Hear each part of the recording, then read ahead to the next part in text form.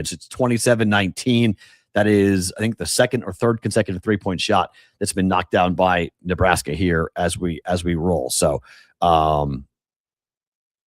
still think Troy. I mean, if I'm watching this game, and I think Troy's going to have an opportunity here for that. Utah State and Aggie parlay. I think Utah State's getting beat. Ish. Sorry, I'm not backing a Mountain West Conference team in the tournament. Sorry, can't be done. Just cannot be done in my mind. Let's get a look behind the counter as to where we are here today and for the tournament, and find out where our friend is.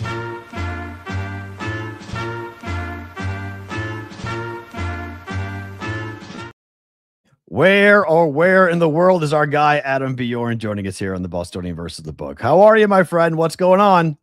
I'm good. I am in Austin, Texas. Whoa! I am heading again to Luck, Texas. I had dinner with Willie Nelson at the ranch the other night. Did you really? And then listened to him play for about an hour. Heading back to his ranch today to an all-day Willie Nelson and Family Festival. Okay, hold on. If I had to guess about artists that Adam Bjorn would go all out for a VIP experience, I'm not sure I would go Willie Nelson. Where did Willie Nelson come from, and how long have you been a fan? My wife has a bucket list of artists that she needs to see. When Toby Keith passed away, it really set this bucket list on fire, and Willie being 92, I found out about a month ago where there was an event and you could go to and whatnot. So yes, that's where we're at. And I will say, we've had a few people. I did have extra tickets today. So if there's anyone at the brigade that is in Austin, Texas, that wants to spend a day at Willie Nelson and Family Festival, whatnot, hit me up. I've got a few left over. So on your Twitter account, they can DM you? They can DM me wherever. I didn't want to post it before this because then you'd know where I am. So I'm just about to post it shortly. I'm going to head out there in an hour or so. But if anyone DMs me, I can, meet them at the gate and let them in. That's really cool. I saw Willie in Boston, I don't know, maybe 15 years ago.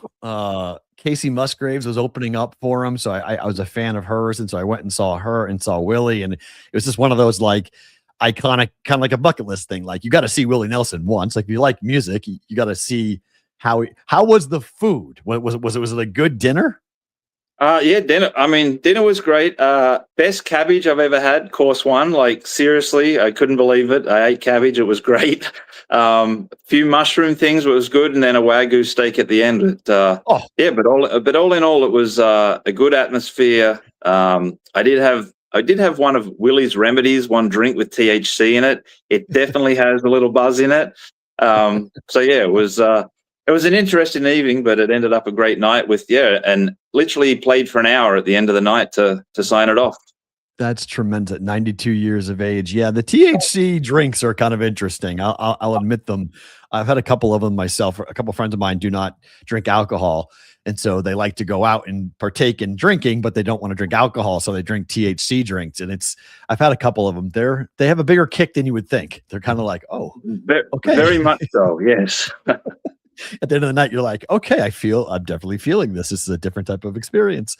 Okay, so here we are with the big dance. I'll kind of just hand it over to you. What are you seeing in the market? What are some of the games that are being bet heavily today? Where's the master money going in day one of the tournament?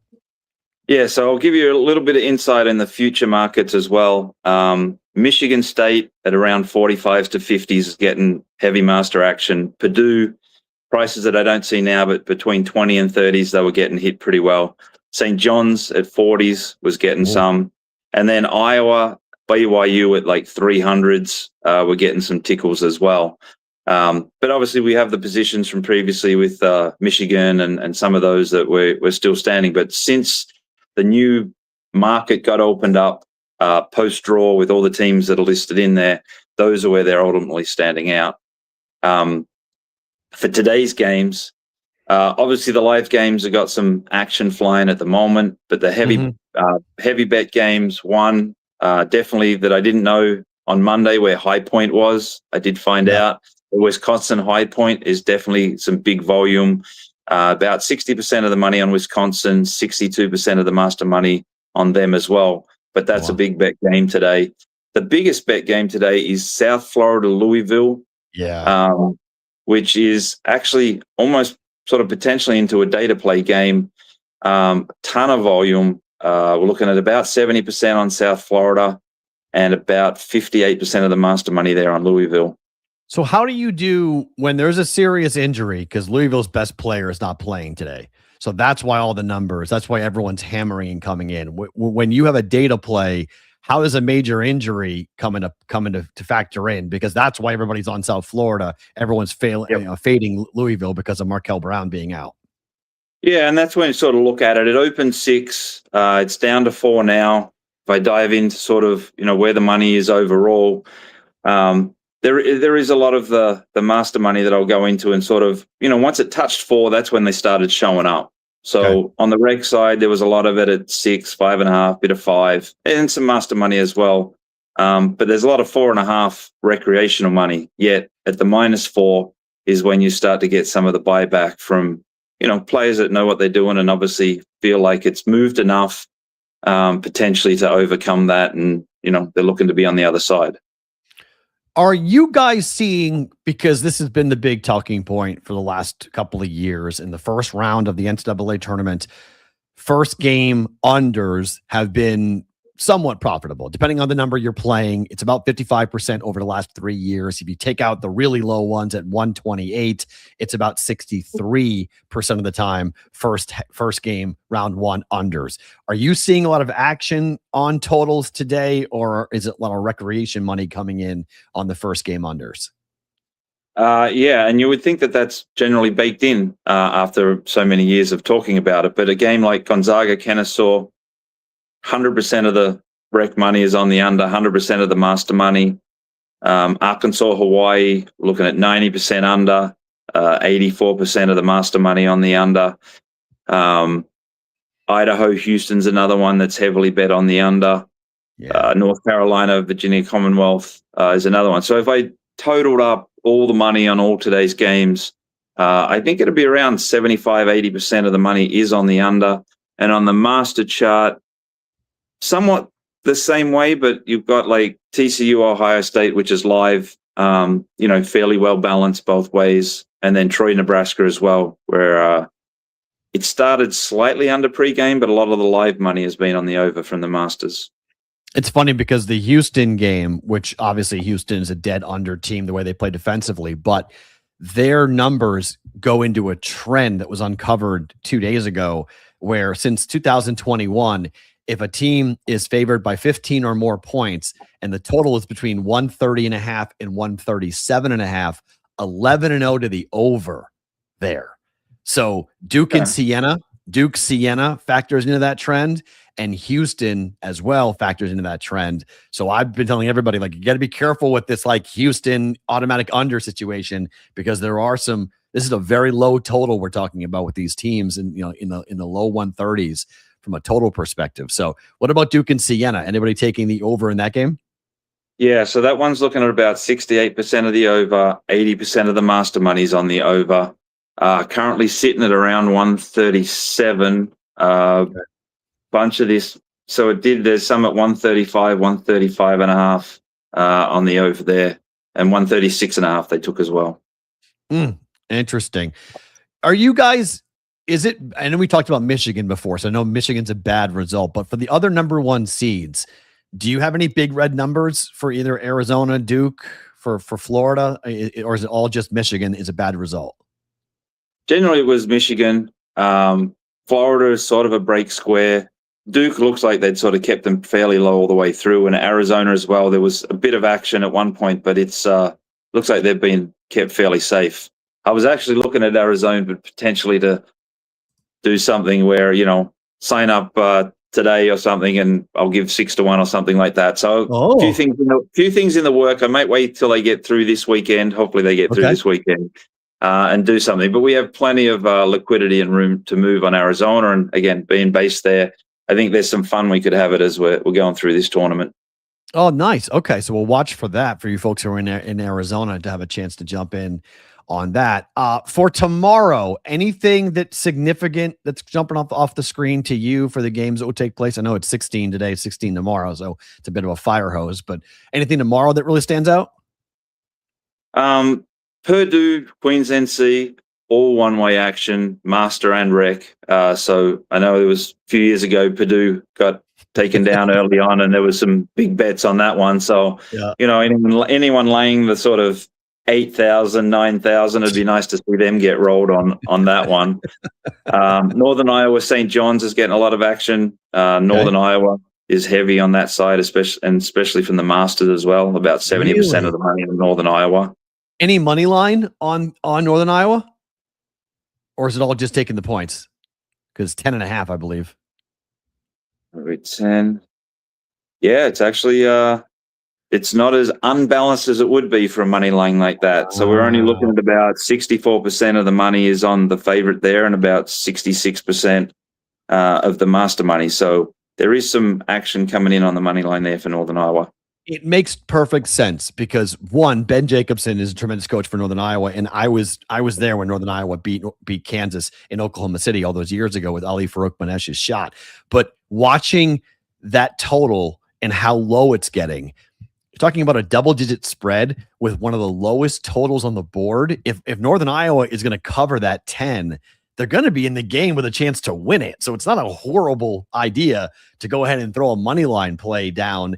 And it's St. John's, it's Rick Pitino. I know you don't think they're going to lose to a Valley school, but I get that logic in terms of low total, a double-digit spread, and bet the dog. Does that make sense to you? Yeah, and I think this tournament seems very open. I mean, even when you compare the 1 seeds to the 2 seeds and whatnot, and you go into some depth, I think we'll see some, an unregular amount of upsets, or at least close games or dogs covering where they, potentially have a chance to win it late in the game and things like that. It does feel very open. 34-21, Nebraska, the first half under is in trouble, I believe. I forget what number I laid in that first half under, but we did hit the first half under for TCU and Ohio State. That now is 41-28. So TCU looking, stretching that lead out a bit here in the second half. They've looked like the much better team here so far. Troy is trying to keep themselves connected with Nebraska, but not having an easy time of it at the moment with the Huskers hitting threes. Tomorrow, anybody in the master world laying huge, these double-digit spreads? I mean, the top 4 seeds are all favored by an average of about 19 or 20 points. Are they taking the points, or are they laying the points on these bigger spreads? So California Baptist against Kansas, they're definitely taking there. Similar on Queens NC. I'm looking at the totals. Northern Iowa won. Arizona, they're laying it. I mean, it's 100% of the money laying the Arizona there. Makes sense. Florida over Prairie again, 100% of the master money laying it there. Wow. So, whereas a big game that's getting fairly heavy action, Texas Tech Akron, which is only 8, but it's probably the most master on action on any game, and it's about 72% on Texas Tech there. Do you have a number that you won't lay, or is it strictly just value? Like if I say, will you lay 30 if in a college basketball game, will you touch that? No. I can't. I mean, I'm very much an unders and a dogs guy because I'm winning when that game starts, and then the goal is to try and be winning at the end of the game as well. But go back a few weeks when we're talking about that Duke NC game, and I was talking double digits, and someone said, 7.5, 8. I would have laid that thinking again. I thought it would be a double digits number. So unless I'm sort of really diving into stuff, but college basketball, college football, laying, 3 touchdowns or 20 points and 30 points, I have to have a real conviction. And again, at 11-10 both sides, I don't want to be, needing 55% of those ones to hit home and whatnot. So I usually stay away from it. I'll either, if I really like a favorite, I'll wait.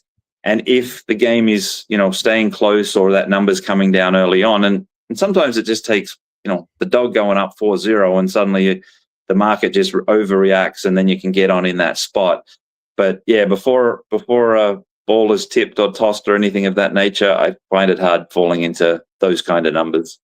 What do you see from a live betting perspective in the tournament? I mean, is it aggressive that people are waiting and not betting, waiting to see the games, how they start and then come in during the game?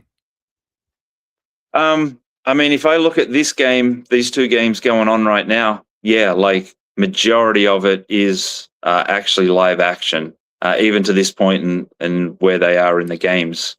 But I don't know if it's on purpose or whether it's a lot of the parlay action. Again, a lot of people are doing their multis and all those things pre-game, and then the masters and whatnot are waiting for the live. I know it hasn't so much well, I haven't seen it happen in this, but there is a lot of theories now that there's a lot of manipulation pre-game on different sports in really getting these numbers off. It's probably harder to do it this time of year than maybe early on. And then really hitting the live, because they know that first 5-10 minutes, the models haven't adjusted, because the models are using that closing line as the guide, and then using the scores and possessions based off that to ultimately set their number. So there is some, cat and mouse games on that side. I think general recreational money is coming in pre, and then the rest of it comes in, during the game, whatnot. But looking at these first two games, there's a lot of people watching these games and there's a lot of people betting them. It feels like that would be for folks that maybe don't watch a ton of college basketball and don't know the players. They may not have a great feel for the game itself until it starts, and then they watch how it plays out, and then they see angles and they come in and bet that. So that makes a ton of sense when there's 4 games going on at once today and 4 games going on at once tomorrow. That's where I always say, like, wow, I give people credit for going ahead and firing on in-game, because there's so much going on. It's hard to keep track of what market is moving where and where there is going to be value. Yeah, and that's where you see a disparity of, the big name teams, you'll get a lot more recreational live. Yeah. Those smaller games that are that third or fourth game on at the same time, you get a lot more heavy master pro action on that side, because they're really just running numbers, running data. And sort of, some of them aren't even watching the game. It's just they know the data, they know the spot, they put it in.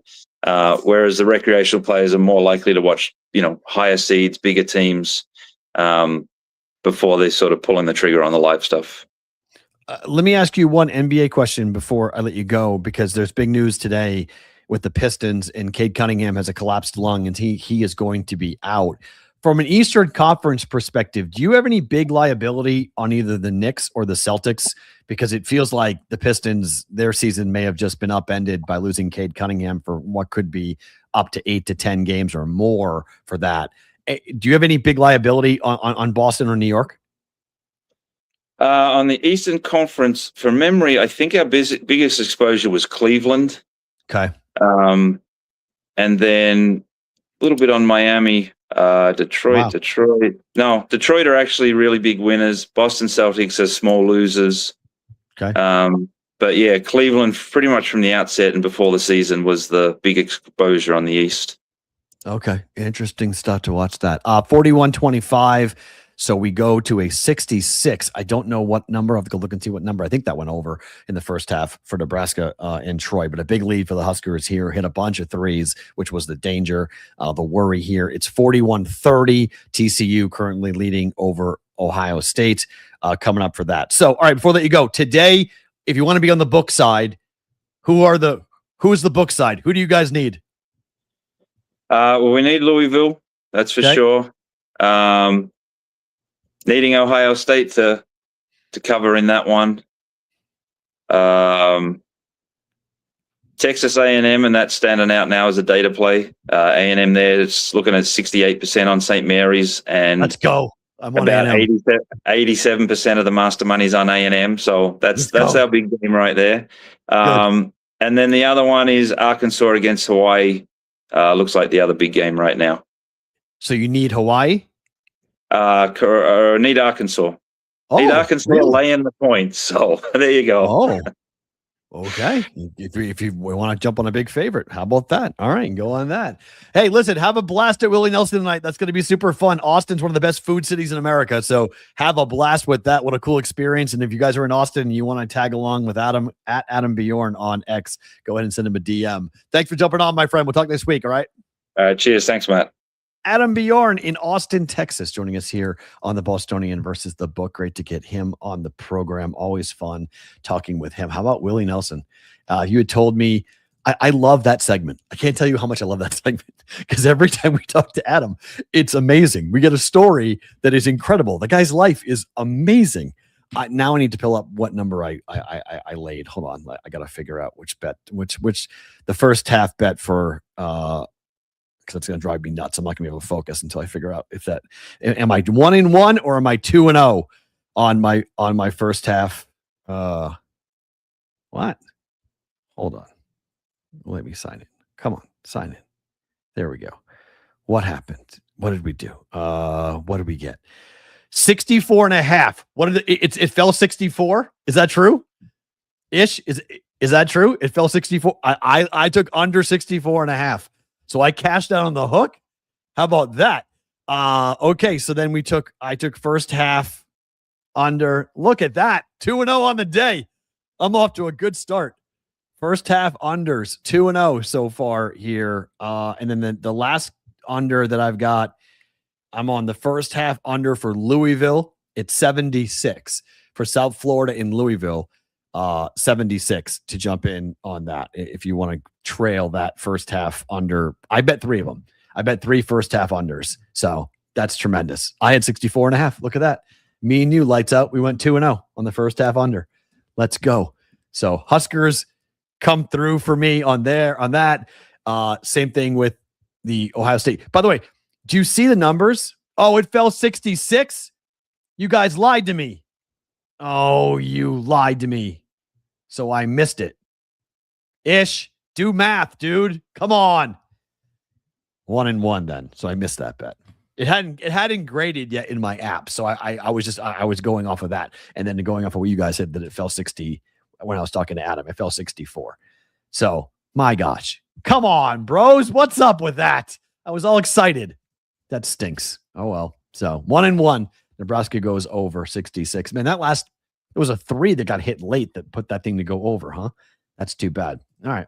Well, 1-1 to start on that on the day for first half unders. Let's see if we can get Louisville and go 2-1 and make that profitable. Let's talk about what happened last night.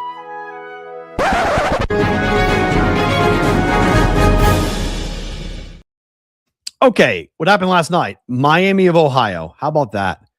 They get the win in Dayton. It was a home game. We talked about how SMU was awful on the road. That was a home game for Miami. They were awesome. 7-point dogs. They win the game outright.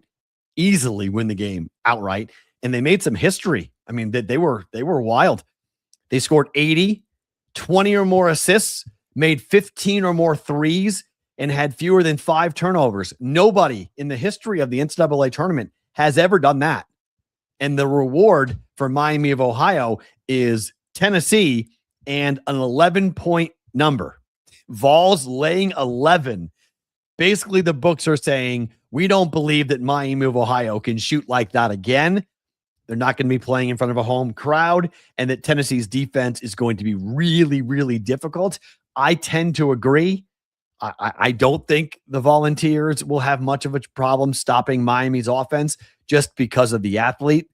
It's athlete versus athlete, and Tennessee is bigger, stronger, faster at nearly every position. The passing for Miami of Ohio was awesome last night up against SMU. And Tennessee is, if Miami can get open threes and hit them, I think they can be in the game. I don't think they can win the game, however, but I do think they got a shot to be in the game and cover an 11-point line up against Tennessee. I would love it. This is for somebody who wants Cinderella stories, for somebody who wants us to have these incredible moments for kids that are playing at the top of their game. They will never play in the NBA. They might play overseas, but they're not going to play on a stage that's going to be anywhere near what they played on last night, or if they were to beat Tennessee, what that would be like for Miami of Ohio. I've talked about this for a while. Making the Sweet 16 is the mid-major equivalent of the Final Four. For Miami, they'd have to win 3 games to get to the Sweet 16, which would be incredible. This is what you dream about if you're playing basketball for Miami of Ohio. No one is going to believe that you can beat Tennessee, myself included.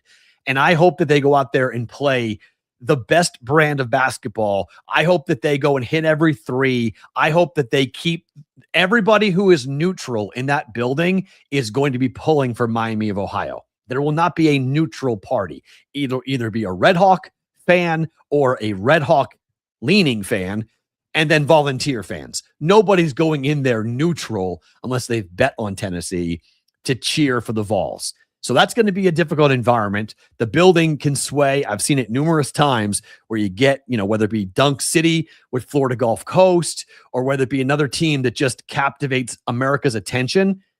Let's go Miami. I mean, absolutely. Let's go Miami. I think it would be awesome to see them make a run. I'm wearing the red for them today.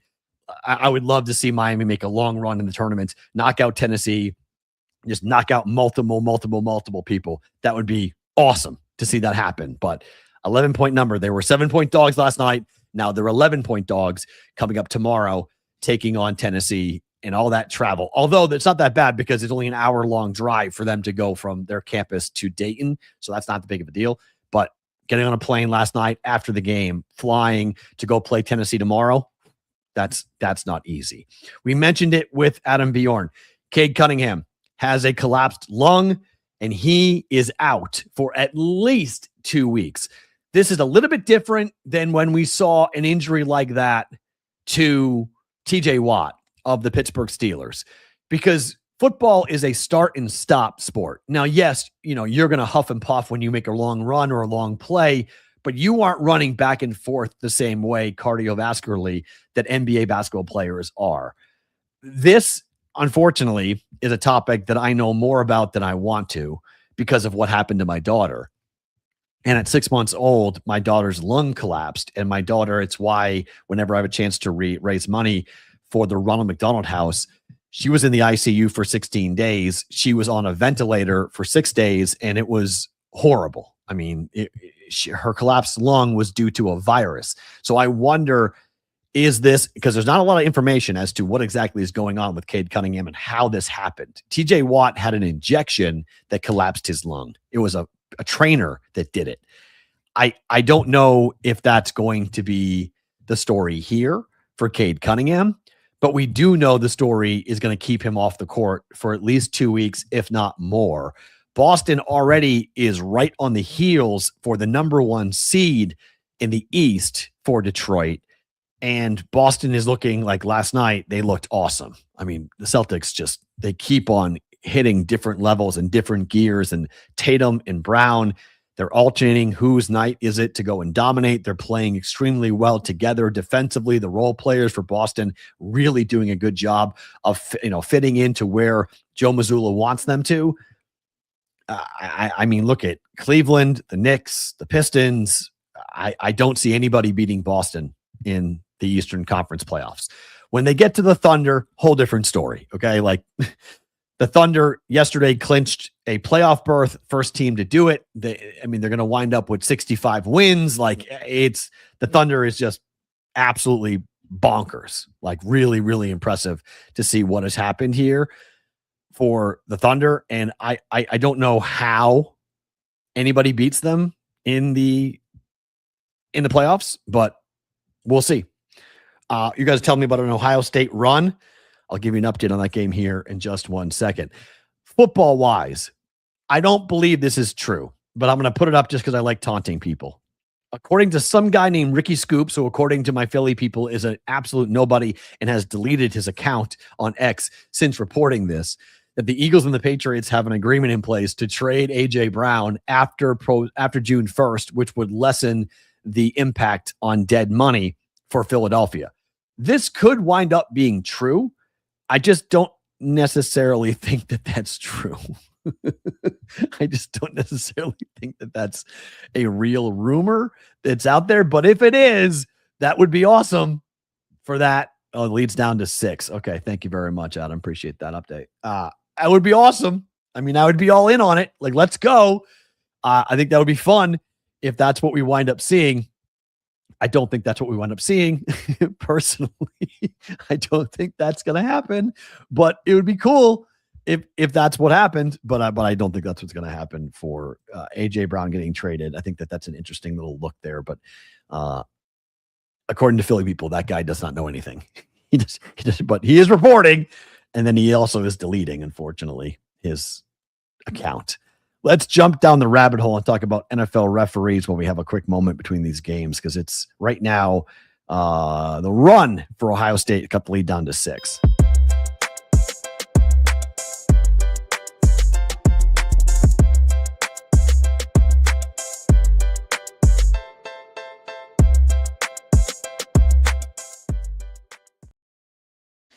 Rabbit, they've got you in the Apple Store, in the Google Play Store to download it. You guys take your group chat, your trash talk, all your bar conversations, and you guys can make it into a real bet, into a real play. You'll challenge your friends. You're not going up against the algorithm, not going up against the house. You set the rules. You set the wager. You set the odds. And if you go and use the code RABBIT5 right now, you get 5 free Rabbit cash. Great time to do it during the tournament at the moment. If you're sitting around and someone's running their mouth, why not go ahead and go to Rabbit, make a play, make them put their money where their mouth is with Rabbit, create and share custom sports picks with Rabbit. Download the app in the Google Play or Apple Store today. Okay, I don't know how this happens, but every couple of years, it feels like we're having these conversations about the NFL and replacement referees. And we have seen it before where replacement referees have come in and had unfortunate, awful calls that have impacted important football games. I'm going to use this chance to talk about, again, a billion-dollar industry that is laying the groundwork for hiring replacement officials if the league is unable to get a collective bargaining agreement done with the NFL Referees Association. Like, that is the most insane thing to think about for a league that wants to play every single moment they want NFL football. They want NFL football on Fridays and on Saturdays. They want NFL football to be on the day before Thanksgiving. They want it on Thanksgiving. They want it the day after Thanksgiving. They want it on Christmas Eve. They want it on Christmas Day. They want it on New Year's Eve, and they want it on New Year's Day. In order to play football, you have to have competent referees because people will stop watching. At some point, people are going to ask the right questions about what the league is doing for really the most important non-player factor in the game. And that's how the game is called. And the referees, I don't blame the referees for getting angry and looking at all the games and all the travel and everything they got to do and say, okay, these players are making a ton of money. We know what the owners are making. We know what the broadcast partners are making, but we're not getting involved in this the way we want to be. We want to be more heavily compensated for what we do. I don't know how these leagues, and again, I give Pat McAfee, this has been the best idea I've ever heard for what to do with referees. And Pat McAfee came up with this, and I think it's brilliant. He thinks that the referees should be the 33rd team in the NFL, and that the team should be located in one city where everyone lives. All of the referees live year round. And then they would go and travel to their respective games from that market. So the thought would be Indianapolis, right? You could do it in Omaha. You could do it in Chicago. It doesn't really matter to me, but some centralized city with a major airport, they can fly everybody out direct to where they need to go for the games. And then you have a training ground. You not only have the A team, but you also have the B team. And with the B team, you can then work on officials to enable them to be ready when someone gets hurt, someone gets sick, whatever it might be, and you can go ahead and insert them. This also means the old guys are gone. If you were to do this, the old guys are gone. Why? Because let's just take Cleet Blakeman, who I've known Cleet for a long time. Cleet was a referee in the Big 12, and Cleet lives in Omaha, Nebraska. He is a lawyer who uses his refereeing acumen in his advertisements for his law firm in Omaha. The amount of dentists and lawyers that are currently NFL referees is ridiculous. And the reason they can do it is because they have all the time to go and travel because they run their own business. And so the refereeing gig, even though it's very high profile, is not their main source of income. The referee's main source of income should be refereeing. You should be a full-time ref. You should work for the NFL full-time. And you should not have other jobs that take you away from this. This should be a job that you get hired when you're in your 30s and you keep it for a while, 30s, 40s, and then you go to the private sector and maybe you take your newfound fame as being a referee and then you become a lawyer and then you become a dentist. Then you become a doctor. Not the other way around. Not that you're a referee on the side and that you're going through law school and you're going through medical school and then you get elevated up to the Big 12 and then you go from the Big 12 to the Big 10 to the NFL. And now you're into this traveling circus that is the NFL and you're getting, shipped around for months on end. People who have argued this with have said, well, Matt, wait a minute. These referees don't work year round. Why don't they? Why don't they work year round? Well, players don't work year round. Yeah, but players play. Referees should be forced to work full time. Matt, there's a worry that if they worked full time and they weren't compensated well enough, they might be susceptible to be influenced. If they're only making like $100,000 a year and someone could come in and say, hey, I'll give you $200,000, they might be, potential targets for being influenced. Well, okay, then compensate them properly. Compensate them the way they're supposed to be compensated. Like, what are we doing? Why are we so cheap? Why is the NFL so afraid of doing this? I don't understand. It doesn't make any sense to me as to why the NFL does this. It's a very weird deal. But if we're going to play all next year with scab referees, how in the hell do we bet that? Like, how in the world do we get involved with that? That would be horrible. I mean, that would be absolutely impossible for us to go ahead and do that.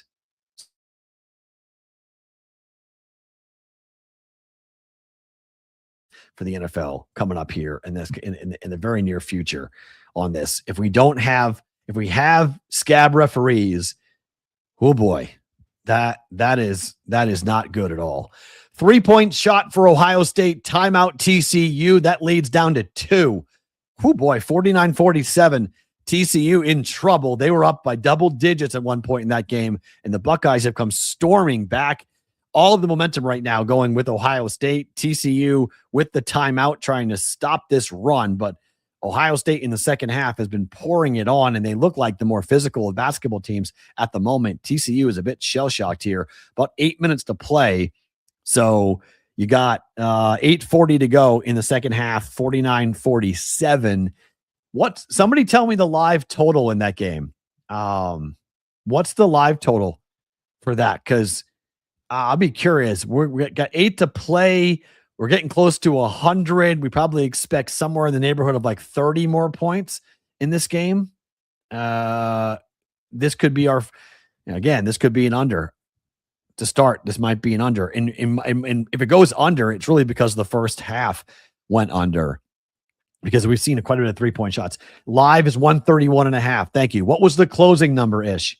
What did the number close at? 137?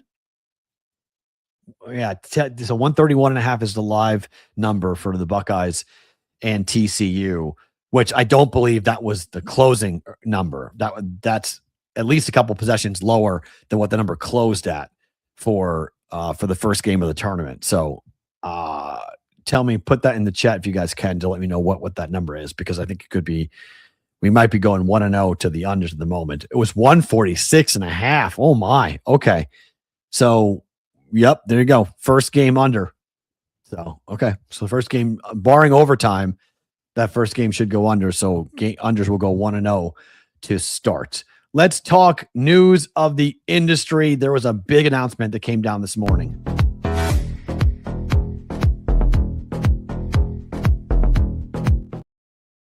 News of the industry. So Polymarket, after doing deals with the UFC and the NHL, has now grabbed a hold of Major League Baseball. This morning, Major League Baseball made the announcement that they have entered into a multi-year deal with Polymarket to become the official prediction marketplace of Major League Baseball. This is a deal for 3 years in the neighborhood of $300 million for Major League Baseball to advertise Polymarket. What is interesting about this is that Major League Baseball already has existing deals with sportsbooks and with data providers. Polymarket, supposedly this deal is being done with some level of data transference, so Major League Baseball can better monitor and police the betting markets around its games. Well, Sport Radar had something to say about that.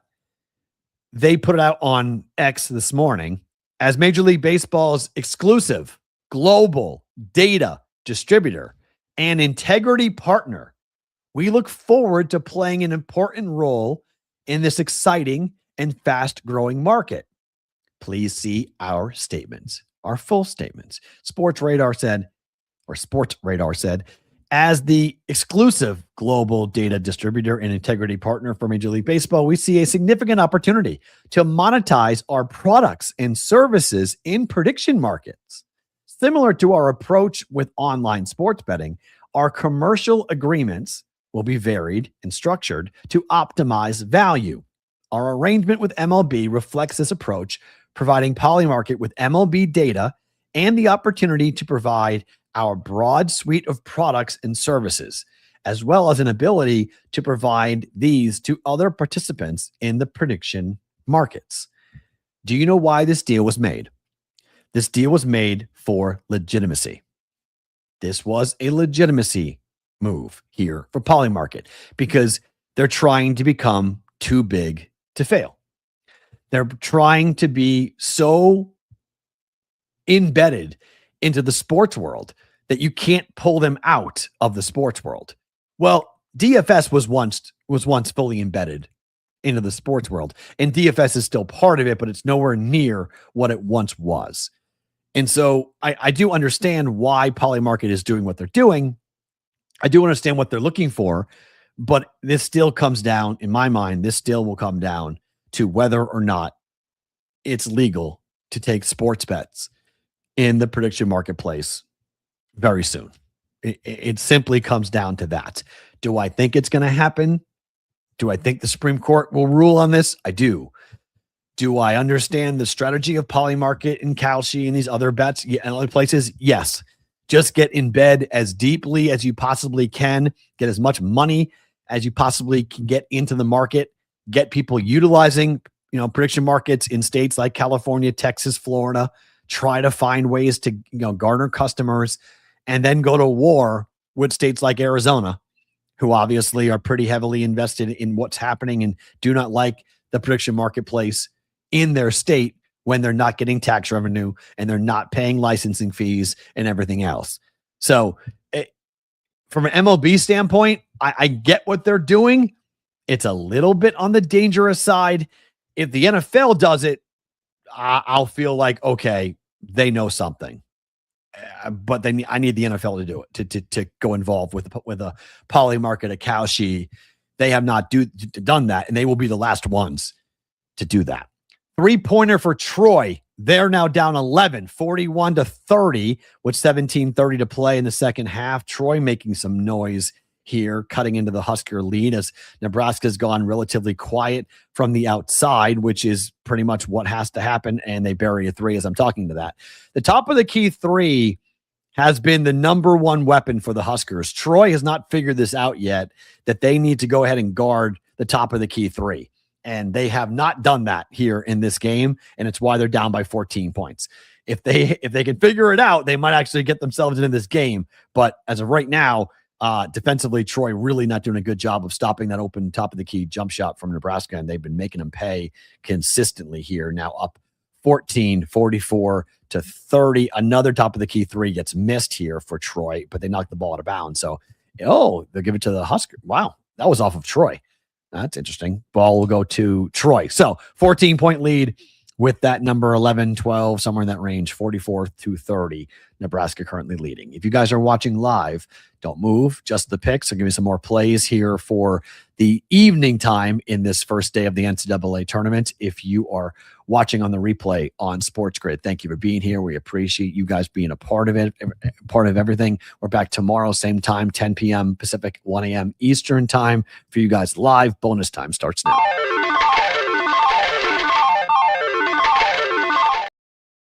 Ish, you took Troy for Survivor? Oh my. How about that? Okay. Sorry, need a drink on that today. I hope you're alive, but you can rebuy. You know, you get knocked out. You can always rebuy and get back in if you need to. Let me see what we're at from a numbers perspective. For our Survivor contest. Let's see. We are at 68. Okay. So there's 68 now. And I know people don't realize you can still sign up right now. Well, because the games start, you think, okay, the contest is locked. But 24-11 St. Louis to Louisville. How about that? I mean, that was the worry, right? All the money. I mean, as Adam talked about, it could have been a data play to take Louisville. All that money, everybody was jumping in on South Florida. They were just quickly saying, okay, the injury, it's going to be, it can't happen. Oh, boy. Buckeyes are up 5 now, 55-50 on TCU. Total change in that basketball game. All the momentum here on Ohio State, a 16-1 run for the Buckeyes. TCU shell-shocked at the moment. Let's make some more bets for tonight.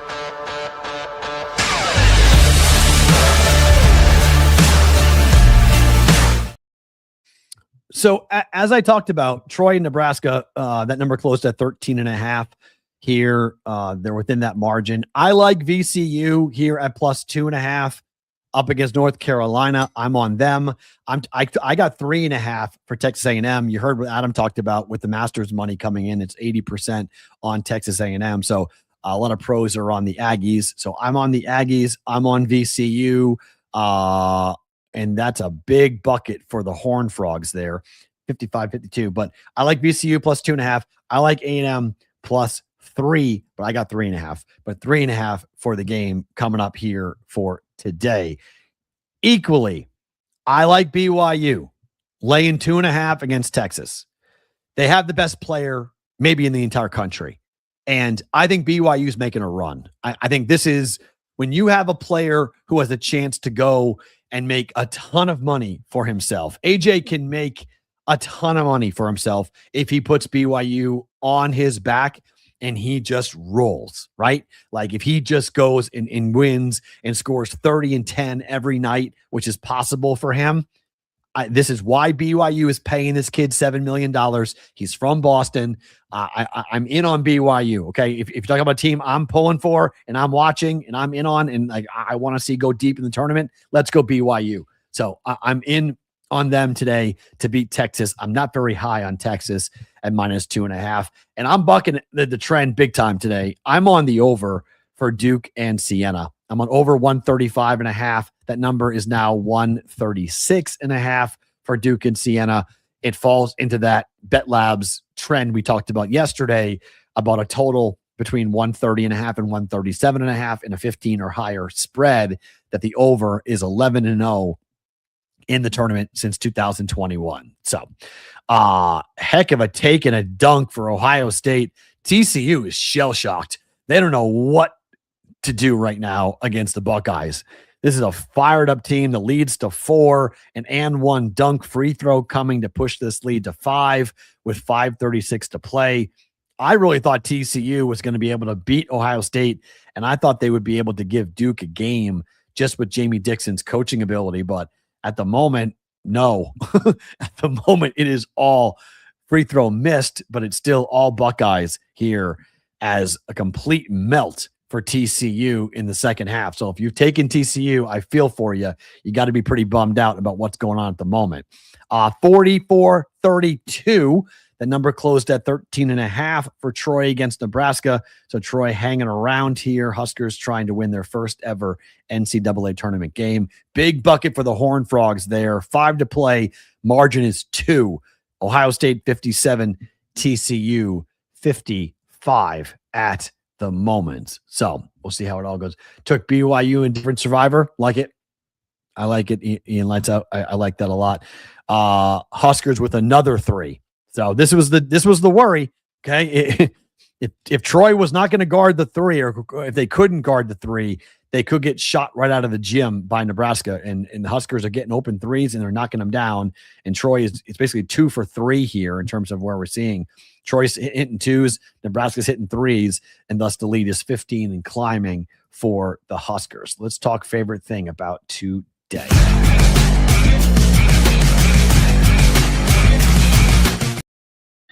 Another 3-point shot gets knocked down for the Huskers, and the lead is now 18, 50 to 32, as Troy is getting run off the court because they can't stop the 3. I know I'm not a basketball coach, but like the defense should basically have just been stop the 3 and let Nebraska hit as many 2s as possible. Like I would much rather lose by 2-point shots going down than the Huskers hitting 3-point shots. And now Troy can't hit a bucket to save their life. And so with 14 to play in the second half, it is all Nebraska. Favorite thing about today for me is this tournament. It is here. We wait all year for this. 16 games in 16 days. And the weather in Las Vegas is ridiculous. It is full-blown July already here. In the month of March, there has never been a day that has recorded a 100-degree temperature at McCarran/Harry Reid Airport.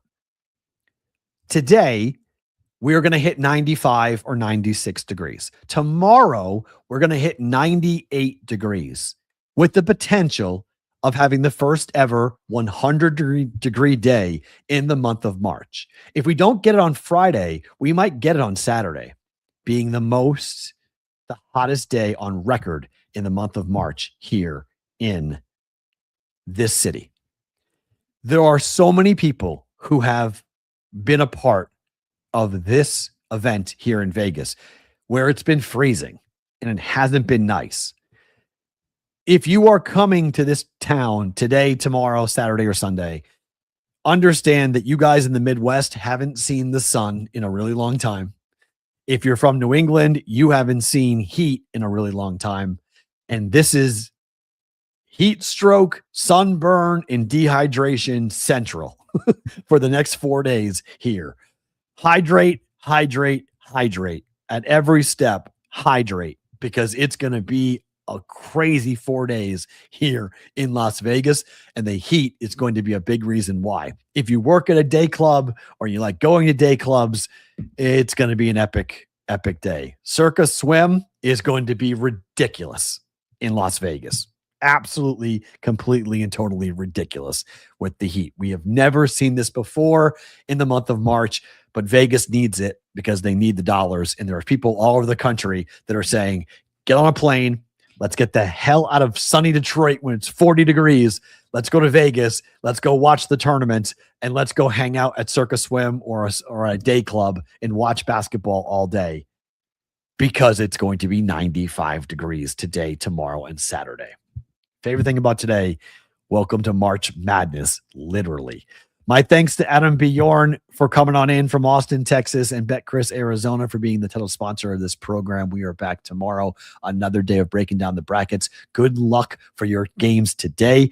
Huskers up by 19. TCU has regained the lead. We'll recap those games tomorrow and talk about all the other games, all 15 other games, or I guess no, all 13 other games that are going to be played later on today, and 16 more tomorrow to talk about on a Friday's BvB presented by Betcris Arizona.